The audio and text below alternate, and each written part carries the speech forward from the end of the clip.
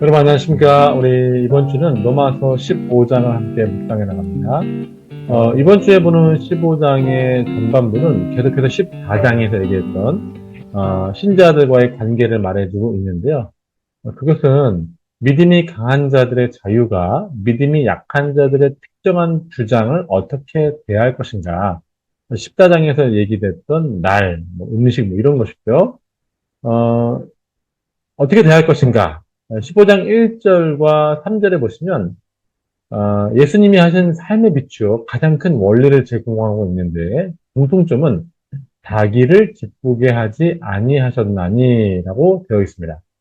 겟세마네 동산에서 기도하실 때 십자가를 향해 나아가시는 모습에서 자기를 기쁘게 하지 않으셨다는 분명한 발걸음이 기억납니다.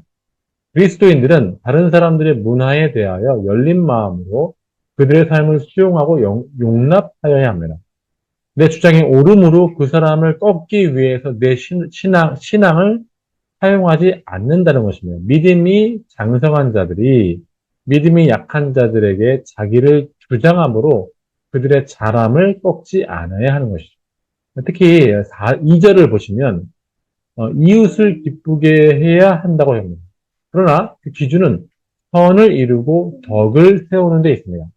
거기에서 교회의 다양성이 살아나는 것이죠. 우리 7절을 한번 보시면 7절을 강조하죠. 그리스도께서 우리를 받으신 같이 너희도 서로 받으라. 교회라는 하나님이 부르신 새로운 사회를 유지시키는 힘은 어떤 특정한 사람의 힘센 주장이나 심리적인 합의보다도 더 중요한 것은 내 중심성을 버리고 서로를 기쁘게 세워주는 것입니다. 교회는 거기에서 건강해지며 하나님 나라를 사회에 전달할 공동체로서의 모습을 갖춰가는 것입니다. 우리의 교회에서 이렇게 서로를 받는 귀한 일들이 일어나 교회가 하나님 나라를 사회에 전하는 진정한 공동체가 되기를 원합니다.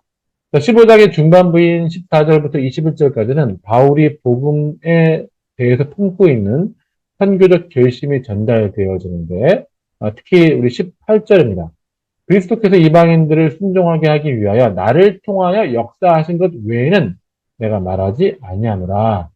여기서 우리가 신앙의 역동성을 보게 되거든요. 나를 통하여 역사하시는 하나님. 하나님의 마음을 알고 복음을 전하겠다고 나타낸 그 말과 행동 위에 하나님이 가만히 계시지 않는다는 것입니다. 바로 나를 통하여 일하시는 그 하나님의 진지함을 보게 되는 거예요. 나를 통하여 역사하시는 하나님. 바울은 하나님의 역사하심에 힘입어 19절에 보시면 예루살렘에서부터 일루리곤까지 복음을 편만하게 전하였습니다.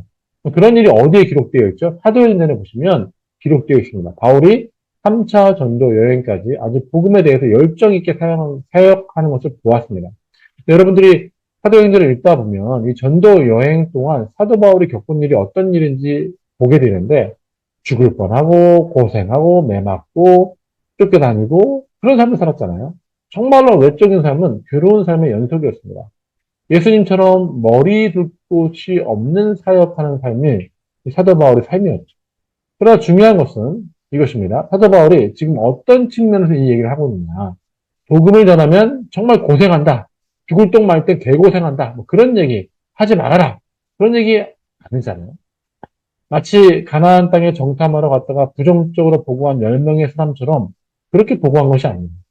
복음의 제사장 직분은 힘들다. 절대 할 게 못 된다라고 말하는 게 아니라는 것이죠. 지금 사도 바울이 보고하는 것은 갈렙과 여호수아와 같은 고백입니다. 비록 예루살렘에서 일루리곤까지 복음을 전하면서 얼마나 육체적으로 힘든 일이 많았겠어요. 그러나 그 육체적 힘든 일이 사도 바울이 지금 나를 통하여 역사하신 그 하나님의 능력을 덮어버리지는 못한다고 말하는 것입니다. 오히려 복음을 전할 때 나는 육체의 힘듦을 이겨내는 말과 행동의 능력, 표적과 기사의 능력, 그리고 성령의 관건적인 능력을 맛보았다. 복음 전하는 자들만 누릴 수 있는 진정한 특권이 무엇인지 완전히 보여주고 있는 것입니다. 우리가 어떻게 나를 통하여 역사하신 하나님의 권능을 만날 수 있는가? 그것은 내가 바울처럼 복음의 증인이 될 때입니다. 이 내용을 사모하시기 바랍니다. 자, 우리 이제 22절부터 시작되는 가장 마지막 단락에서 바울이 이런 복음의 행진을 어디로 향하게 하려고 하는지 로마 교회의 그 계획을 말하고 있습니다. 23절에 보시면 스페인으로 넘어가 복음을 전하는 것이죠. 근데 지금 갈 수 없는 것이 왜냐하면 각 지역에서 보내준 연보를 가뭄으로 인해 힘들어하는 예루살렘 교회에 보내야 하기 때문입니다. 그리고 그 열매를 다 전달하고 다시 올 때 바울은 로마에 반드시 갈 것이라고 합니다.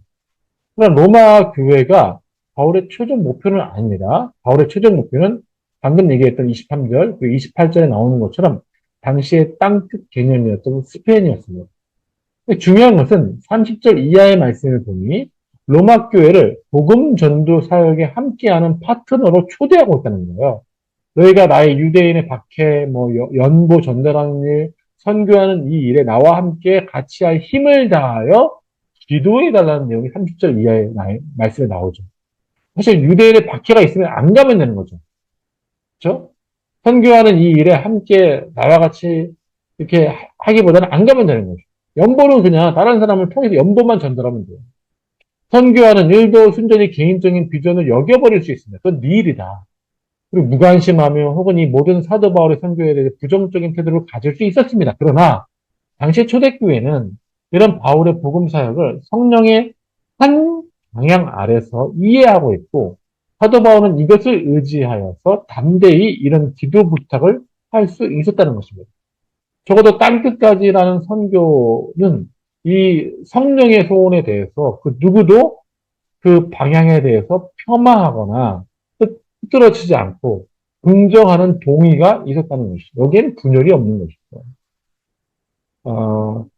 이 메시지에는 성령께서 주장하는 강력한 긍정과 순종과 함께 해나감이 있는 것입니다. 그래서 초대교회에서 바울이 경험한 하나님의 역사는 모든 교회에 역사하시는 하나님의 일하심이 되었습니다. 바울이 앞장서서 했지만 모든 교회에 성령이 한 방향으로 일하시는 하나님의 일하심이 되는 것입니다.